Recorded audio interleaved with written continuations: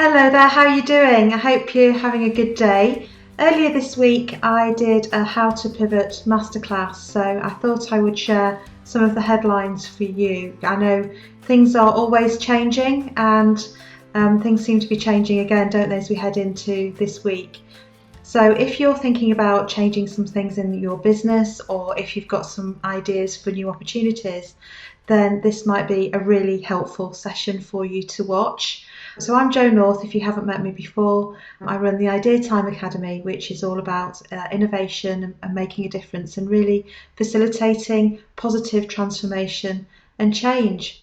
Why I chose to really run this program that I've been running is because how to pivot your business has become such a key theme, hasn't it, throughout this COVID-19 experience, I guess, that we're in at the moment and since March.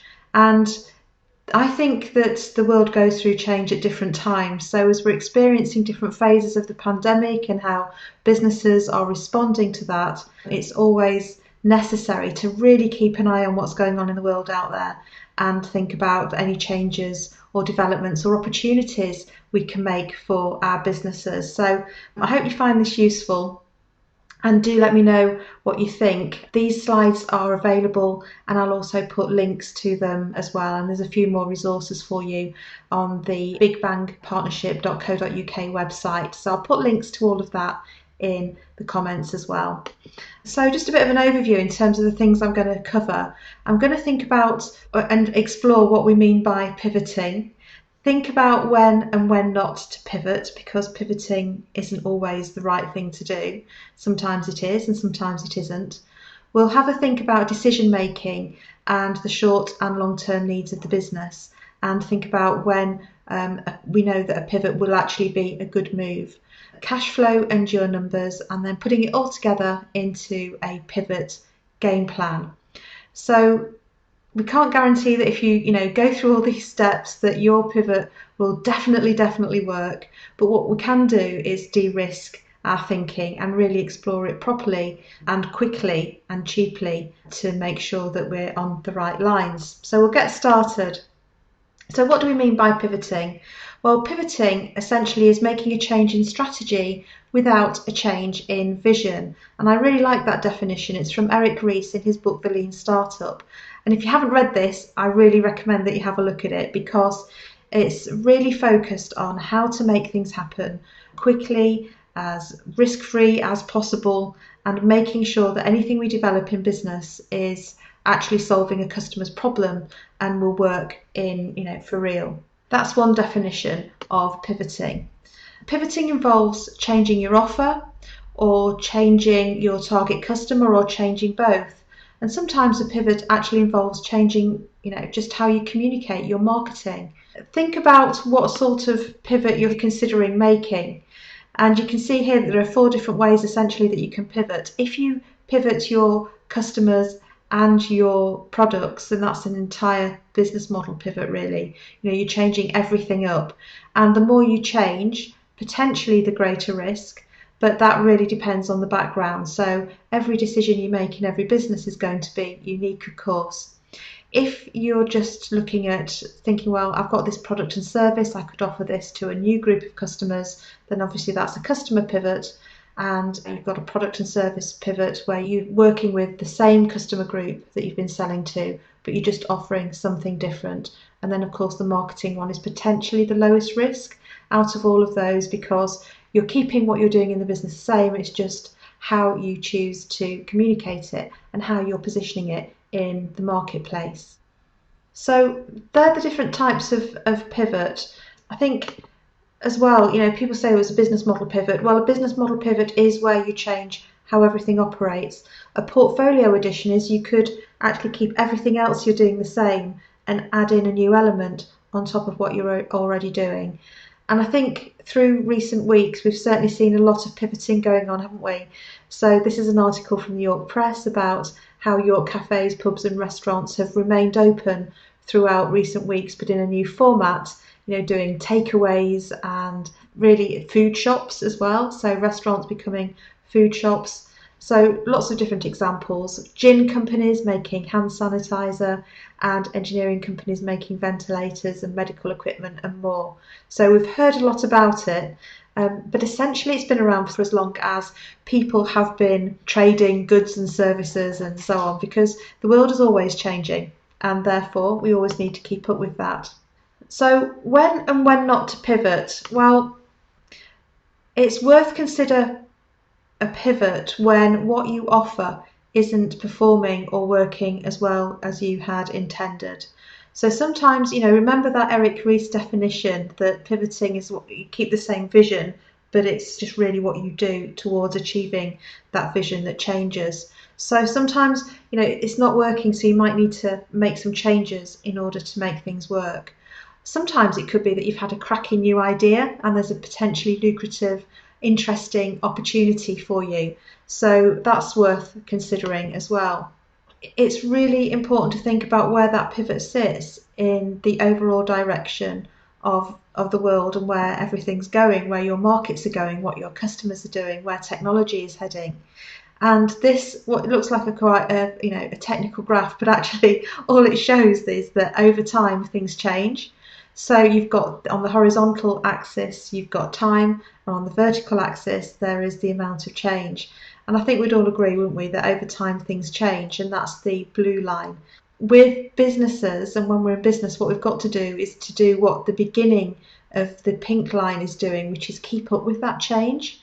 So actually, we should always be making tiny pivots in our business to adjust and really find our way through those market changes and make sure that we're keeping up with where things are at. Because when either there's a big change in the world outside, or when we take our eye off the ball and we're not keeping up to date, then what can happen is you get that big gap. You see that big gap there between the pink line and the blue line, and that's where the business moves away from what customers and the market want and need from us.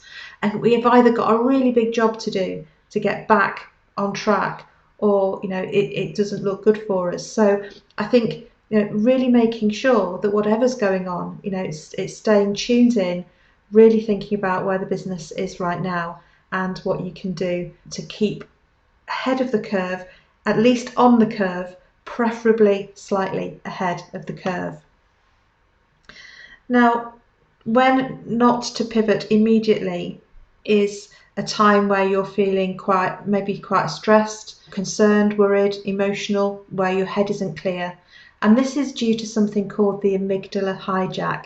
Now, the amygdala is a really primitive part of our brain. And what happens is when we experience a threatening situation, we sense danger. That primitive part of our brain, the amygdala, senses that there's something wrong, makes us think that we need to have a split-second decision, whether we run away, whether we fight it. And all of that generates as well from the brain a physical response. So our heart rate might increase, we might feel clammy, we might get headaches, our stomach might feel tight.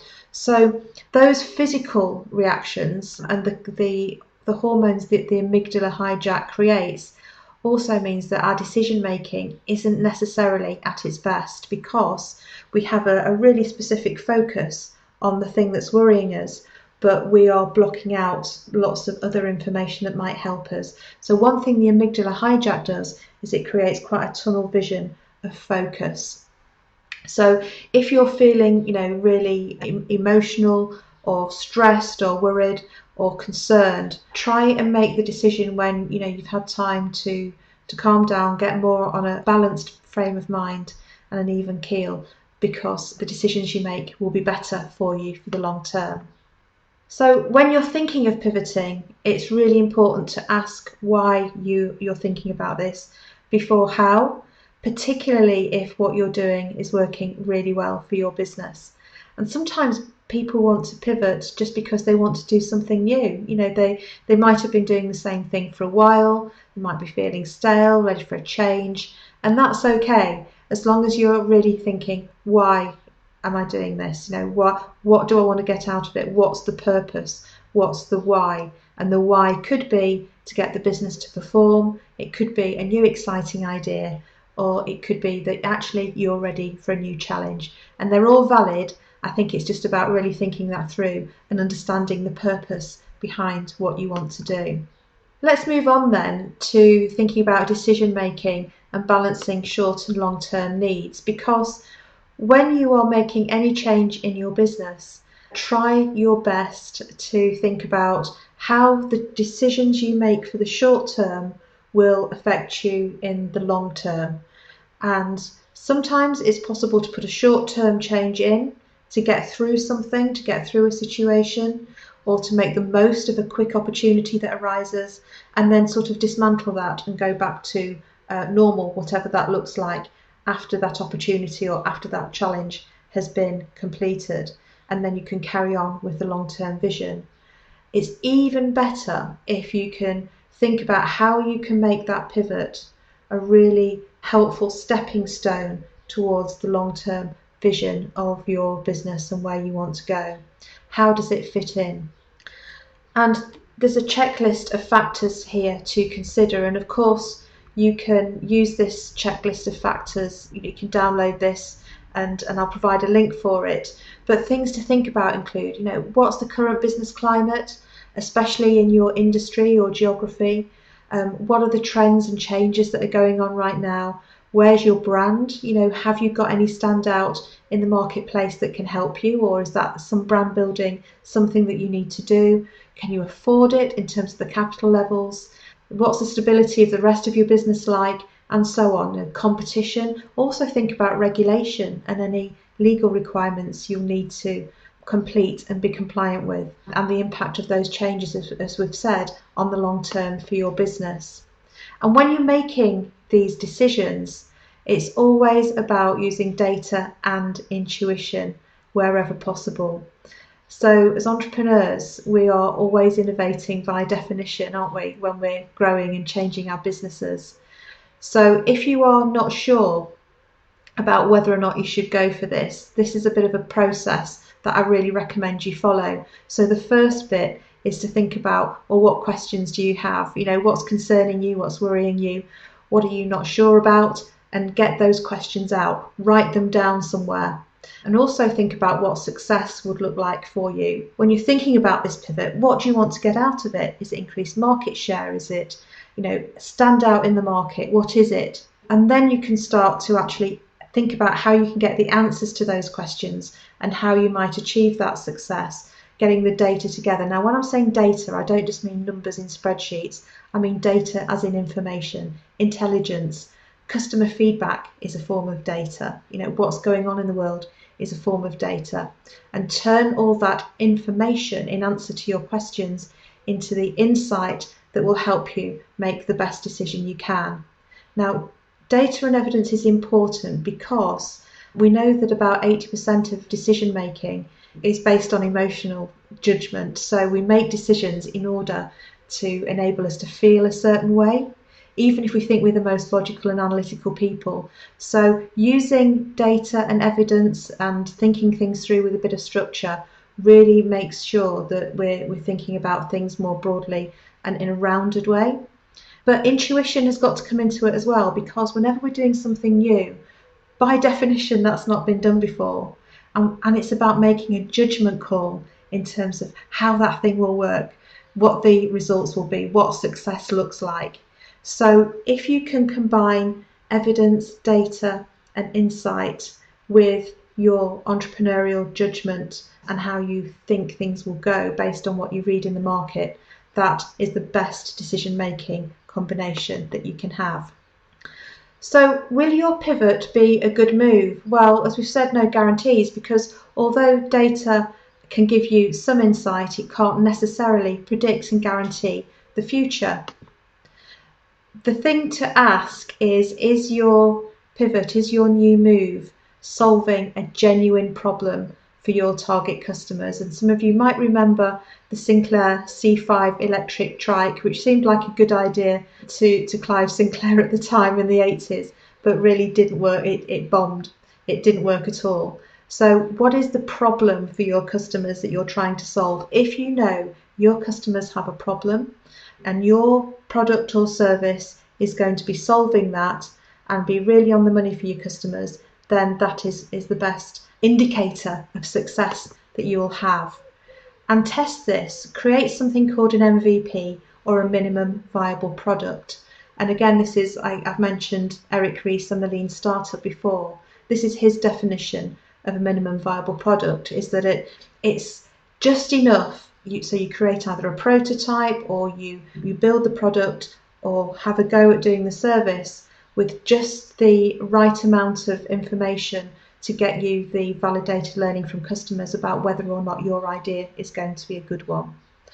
And so you build it, you create it, you visualize it, whatever it is that you're thinking about doing, and then you go and test it.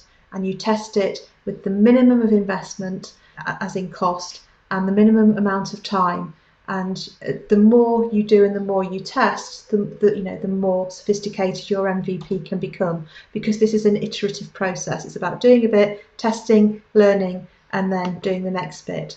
And really understanding where your customers are in the context of their problem will help you as well. So this is a classical piece in terms of customer awareness. There are customers who know your product, and they only need to know, how much it is. So they're the most aware group of customers for your pivot. There are product aware customers that know that you're selling this or going to be selling it, but they're not sure that what you're selling is right for them. They're solution aware. They know the result they want, but not that your product provides it. So really, if you can target customers who are solution aware, because you're offering something new, so they're not going to know that you're offering the product or service, that's really great. If customers know they've got a problem and they're looking for solutions, that will be your quickest win in terms of getting financial return from your pivot. Sometimes customers are problem aware. They know they've got a problem but have no idea that there could be a solution out there. And sometimes right at the bottom, customers have no idea that they've got a problem at all, and that there are opportunities for them to resolve that problem. So really, you need to be thinking, what customers are solution aware. They know they've got a problem. They know there must be a fix for it out there somewhere, and then see how you can target them. And create your MVP, your minimum viable product. Think about what that product or service MVP needs to have, what it'd be nice to have, and what it must avoid. And get that down on paper. Write that down and be really clear about what that is. And then you can create it and go and test the assumptions that you've got. So think about what you're thinking about. I think this will work because, complete that sentence, or I don't think this will work because, and then go and test those assumptions. Think about how you can find out the answers to the things that you don't know. And you won't be able to find out answers to everything, but at least having a structured process like this to test those assumptions will de-risk what you're thinking of. And turn your ideas into an MVP. So you build it, create product, see how customers respond, measure that response, learn from that response, and then go again. So essentially what we're doing is we're always testing fast, failing fast, learning fast, and going again. And you see this a lot in software development, in app development, and so on. So because it's really quite easy to provide updates and fix bugs, but make sure that the underlying product or service is good enough to be tested, and then keep learning, keep building, keep progressing. This brings us on to towards one of the most important pieces as well, is not just how well your idea will be received, but making sure that you've thought about the cash flow, that you are thinking about the revenue projections in a really realistic way, and how much it's going to cost you, and putting all of those things together. So what supports making a really great idea for a pivot happen is structured business planning underneath it. And in this graph here, you can see something called the J-curve, or the hockey stick, because of the shape of it, of course. And what we're trying to do is, you can see that the graph dips at the bottom of the J there. And we're trying to make sure that the costs are at the minimum possible, and that the time to market is the minimum possible. So the depth and the width of that J-curve, we're trying to really bring that in as far as we can, to turn the idea from being something that is costing us into being revenue and profit generating. I'd always recommend that you think about 3 scenarios, because projecting how much you're going to sell is really challenging.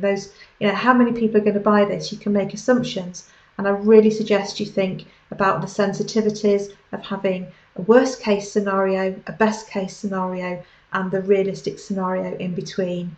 And please add in more time and more money than you think you'll need to get your product and service off the ground, because it just generally does take a bit more time and it costs a bit more because of that learning process in between.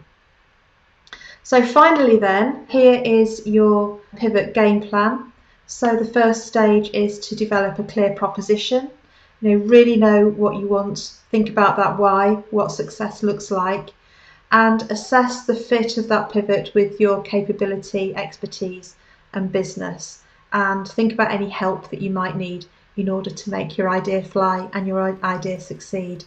Test customer demand with a low fidelity prototype, and that's your minimum viable product. Validate your idea, test your assumptions, refine the investment case, and then really get that out as successfully and quickly as you can to market. So I hope that's helped you. I'd love to hear any comments or thoughts you've got on that. And if you are pivoting, please get in touch. I'd love to hear how that's going too. Thank you very much. I'll see you soon.